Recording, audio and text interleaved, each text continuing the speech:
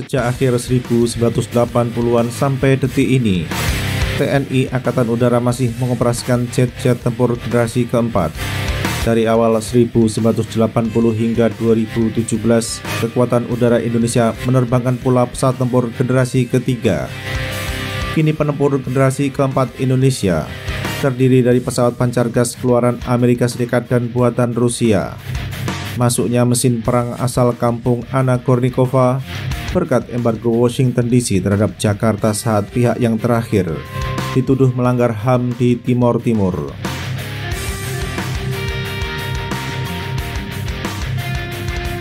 Tanah air Acha Septriasa belum tercatat sebagai pemakai pesawat tempur generasi 4,5 sebab akuisisi pesawat generasi tersebut baru dilakukan antara 2021 hingga 2023. Negeri kelahiran Markus Thuram ditetapkan oleh Jakarta sebagai pemasok jet tempur generasi 4,5.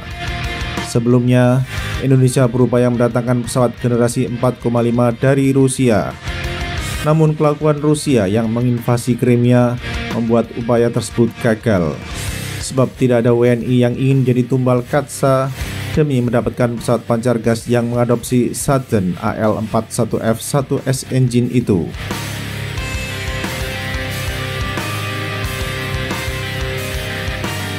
Perlahan tapi pasti, produsen pesawat terbang yang memproduksi pesawat generasi 4,5 semakin sedikit. Semua portofolio jet tempur generasi 4,5 merupakan hasil desain akhir 1960-an atau akhir 1970-an yang telah ditingkatkan kemampuannya dengan memakai perlengkapan canggih seperti radar AESA. F-15EX, F-16 Viper, FA-8EF ialah wahana terbang generasi 4,5 yang akan segera memasuki masa senja sebab secara perlahan mulai digantikan oleh F-35ABC. Pabrik pesawat terbang di kampung Boys to Men sudah tidak ada lagi yang mengeluarkan produk terbaru untuk jet tempur generasi 4,5.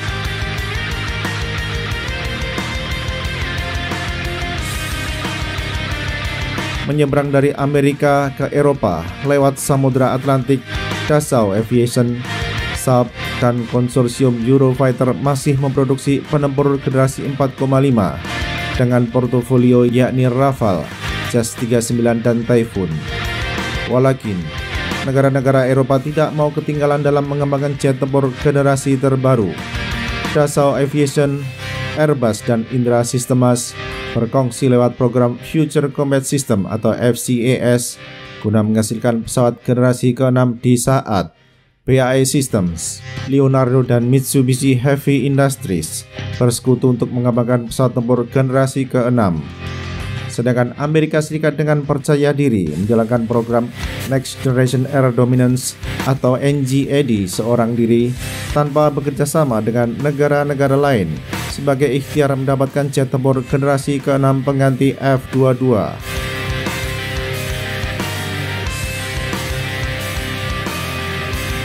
Satu-satunya negara yang baru mengembangkan pesawat tempur generasi 4,5 ialah Korea Selatan melalui program KF-21 dengan Indonesia sebagai mitra yang setia menunggak pembayaran cost share.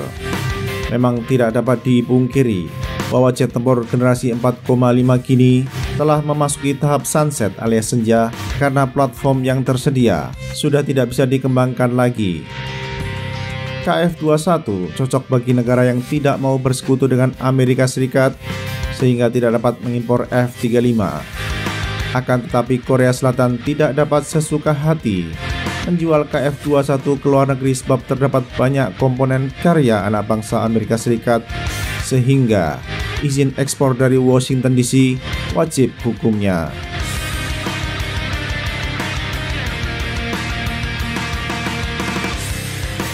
Lalu apa sebenarnya perbedaan antara jet tempur generasi 4,5, generasi kelima dan generasi ke-6? Berikut adalah perbedaan karakteristik menurut Janes. Generasi 4,5, generasi kelima, generasi ke-6,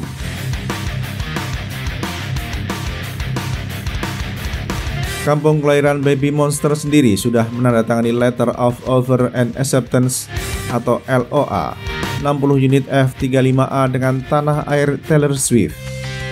Jepang, Singapura, dan Australia ialah negeri-negeri lain di rantau Pasifik yang telah memiliki kontrak akuisisi jet tempur yang memakai sistem pembangkit F-135 keluaran Pratt & Whitney dengan thrust 41.000 pound force alias 182 kN untuk afterburner. Sejauh ini baru 4 negara di kawasan ini yang mendapatkan lampu hijau guna menjadi anggota klub F-35, di mana hanya Singapura yang memilih versi AB, sedangkan lainnya memberi varian A. Menjadi anggota klub F-35 adalah sebuah status elit yang tidak dapat dicapai oleh setiap negara karena kelayakan keanggotaan ditentukan oleh loyalitas daripada isi tas calon anggota.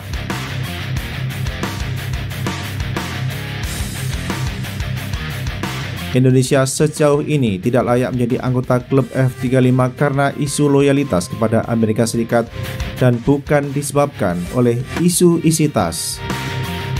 Karena isu loyalitas pula, maka Washington hanya memberikan izin Boeing mengekspor F-15IX ke Jakarta, sedangkan Lockheed Martin tidak mendapatkan lampu hijau menjual F-35 ke Indonesia. Soal apakah Indonesia akan menjadi anggota klub F-15 ini ditentukan oleh isi tas Jakarta sendiri. Kalau isi tas Indonesia cukup tebal, program akuisisi pesawat pancar gas bermesin ganda tersebut pasti akan tercantum dalam daftar rencana pinjaman luar negeri jangka menengah DRPLNJM 2025-2029.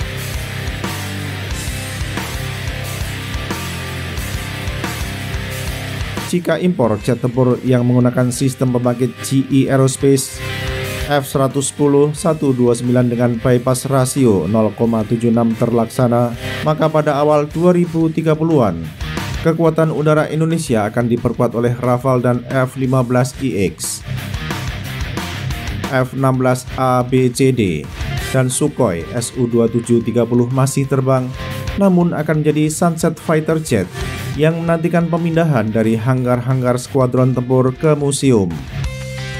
Suka atau tidak, pada era 2030-an Indonesia harus melepas F-16 dan Sukhoi berdasarkan pertimbangan-pertimbangan teknis termasuk soal teknologi.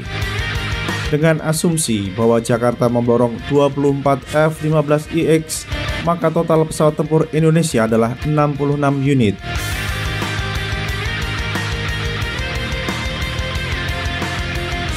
Tentu saja jumlah tersebut tidak menggembirakan sebab sangat kurang.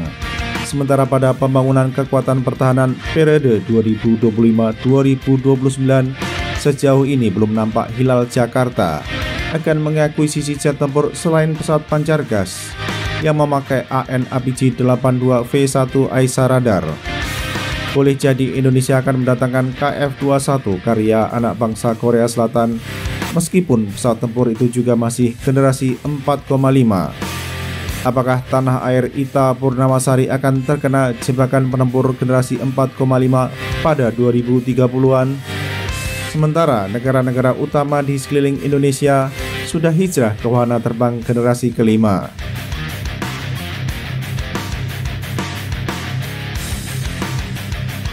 Ancaman jebakan jet tempur generasi 4,5 perlu dicemaskan, sebagaimana kecemasan soal Indonesia Cemas 2045. Tahun 2045 masih lama, sedangkan era 2030-an hanya tinggal 6 tahun dari hari ini. Tanpa langkah-langkah politik dan diplomatik yang bersifat terobosan, negeri kelahiran Tohpati hingga 2045 akan terus berada dalam pusaran jebakan jet tempur generasi 4,5. Sebab urusan menjadi anggota klub F-35 ialah hal ihwal politik dan diplomatik, di mana gengsi soal kebijakan luar negeri bebas dan aktif harus disingkirkan jauh-jauh.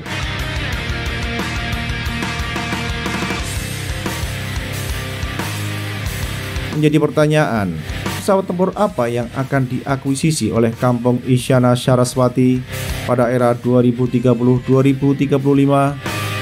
Apakah jet tempur generasi 4,5 atau penempur generasi kelima? Kalau Jakarta masih melaksanakan pengadaan pesawat tempur generasi 4,5, boleh jadi di masa itu Indonesia masih berada di pusaran jebakan jet tempur generasi 4,5. Seandainya Jakarta hendak membeli penempur generasi kelima, apakah memang pesawat tempur generasi kelima yang sudah proven seperti F-35 atau pesawat tempur yang diklaim sepihak sebagai generasi kelima oleh pembuatnya?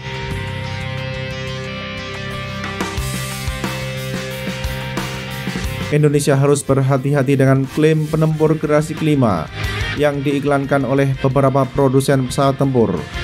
Parameter generasi kelima bukan soal tampilan luar saja yang stealth, tapi bagaimana kinerja sistem elektronika, sistem kendali, mission system, maneuverability, dan lainnya. Saat ini terdapat beberapa pesawat tempur yang diklaim sebagai generasi kelima, tetapi fakta menunjukkan mereka memakai sistem pendorong yang diadopsi oleh jet tempur generasi 4,5. Harap dicamkan bahwa penempur generasi kelima bukan sekedar tampilan luar yang low observable saja.